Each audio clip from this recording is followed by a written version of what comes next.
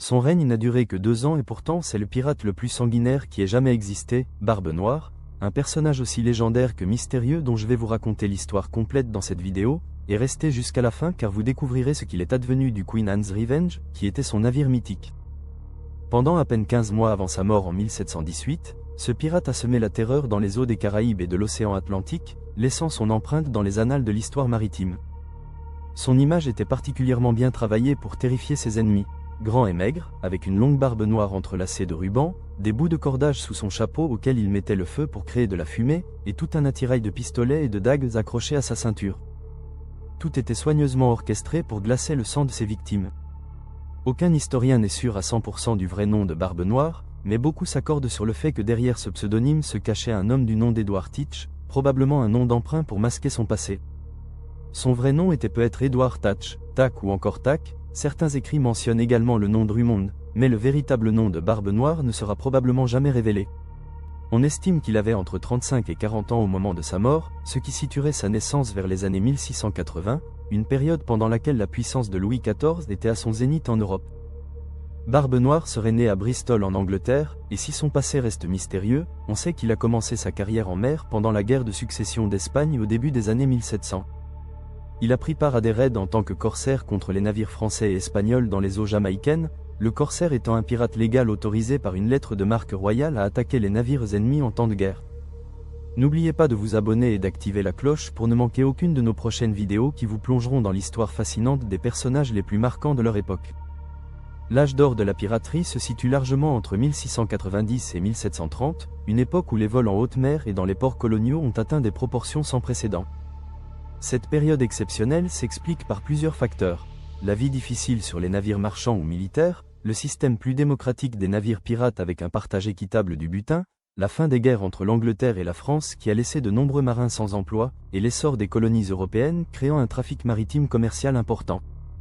La plupart des pirates de cette période étaient de nationalité britannique ou américaine, bien que des Hollandais et des Français étaient également représentés dans des équipages souvent très diversifiés. Les capitaines pirates étaient généralement habillés de manière ostentatoire et adoptaient des vêtements voyant de la noblesse pour impressionner leurs adversaires et s'assurer que les navires ciblés se rendent sans résistance. Les navires pirates les plus courants étaient des sloops, des voiliers rapides et maniables, capables de naviguer en eau peu profonde, mais certains pirates préféraient des navires plus imposants pour rivaliser avec les navires de guerre.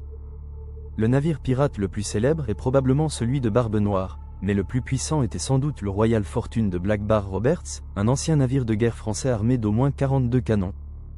Les pirates attaquaient généralement par surprise des navires marchands isolés, en arborant d'abord un drapeau amical avant de hisser le Joli Roger, signalant aux navires marchands qu'ils étaient devenus leur cible.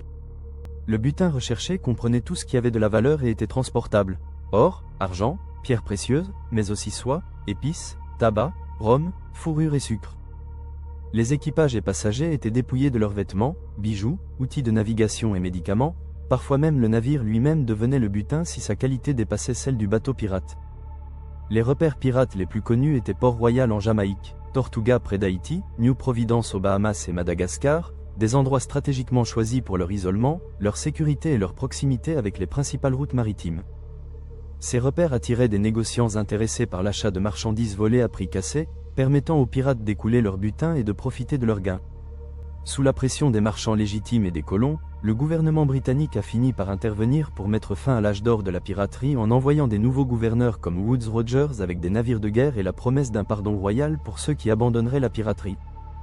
C'est dans ce contexte que se déroulent les mois les plus actifs de la carrière de Barbe Noire, entre 1716 et 1718. Edward Teach aurait navigué vers les Caraïbes à la fin du XVIIe siècle à bord d'un navire marchand ou transportant des esclaves, avant de rejoindre des équipages corsaires en Jamaïque pendant la Deuxième Guerre intercoloniale. Ses premiers actes de piraterie remonteraient à 1716-1717 lors de sa rencontre avec l'ancien corsaire britannique Benjamin Hornigold, qui le nomma comme second de son équipage.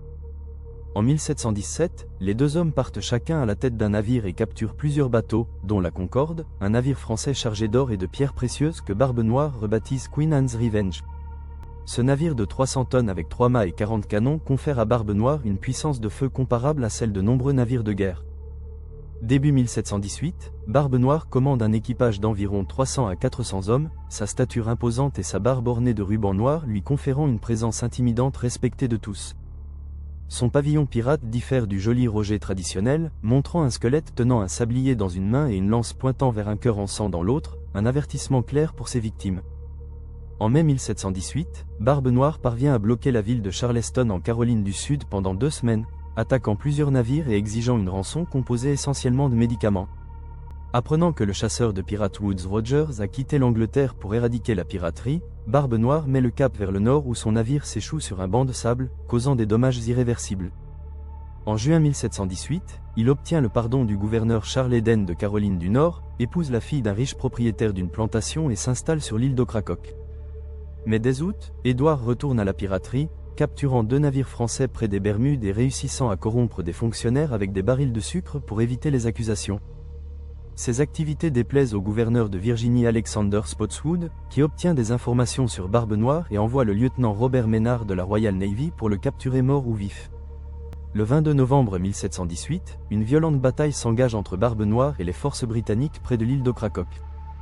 Malgré la résistance acharnée des pirates qui parviennent d'abord à endommager gravement l'un des navires britanniques, le lieutenant Maynard tend un piège à Barbe Noire en cachant ses hommes sous le pont. Lorsque Barbe Noire et son équipage montent à bord du navire ennemi, les soldats britanniques surgissent et un combat au corps à corps s'engage. Après un duel avec le lieutenant Maynard, Barbe Noire est finalement tué par un marin qui lui tranche la gorge par derrière. Selon les récits de l'époque, il aurait fallu 5 coups de feu et 20 coups d'épée pour abattre le pirate, et sa tête décapitée aurait été accrochée à la proue du navire britannique comme avertissement. Les hommes de Barbe Noire sont capturés, jugés et condamnés à mort par pendaison, à l'exception d'Israel Hans qui reçoit un pardon royal en échange de son témoignage.